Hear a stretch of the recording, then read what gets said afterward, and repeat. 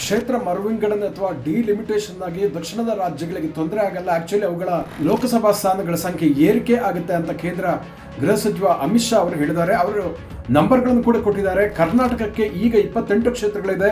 ಇದು ಡಿಲಿಮಿಟೇಷನ್ ನಂತರ 42ಕ್ಕೆ ಏರಿಕೆ ಆಗಿದೆ. ಅದೇ ರೀತಿ ಆಂಧ್ರ ಪ್ರದೇಶ 25ರಿಂದ 38ಕ್ಕೆ, ತೆಲಂಗಾಣ 17ರಿಂದ 26ಕ್ಕೆ, ತಮಿಳುನಾಡು 39ರಿಂದ 59ಕ್ಕೆ, ಕೇರಳ 20ರಿಂದ 30ಕ್ಕೆ ತಮ್ಮ ಲೋಕಸಭಾ ಸ್ಥಾನಗಳನ್ನು ಏರಿಸಲಿದೆ. ಈಗ ಒಟ್ಟು 129 ಸ್ಥಾನಗಳು ದಕ್ಷಿಣ ರಾಜ್ಯಕ್ಕೆ ಇದ್ರೆ ಅದು ಆಫ್ಟರ್ ಕ್ಷೇತ್ರ ಮರುವಿಂಗಡಣೆ 195ಕ್ಕೆ ಏರಿಕೆ ಆಗಿದೆ. ಅಂದರೆ 23.9% ಏರಿಕೆ ಆಗುತ್ತೆ ಅಂತ ಗೃಹ ಸಚಿವ ಅಮಿತ್ ಶಾ ಅವರು ಭರವಸೆಯನ್ನು ಕೊಟ್ಟಿದ್ದಾರೆ.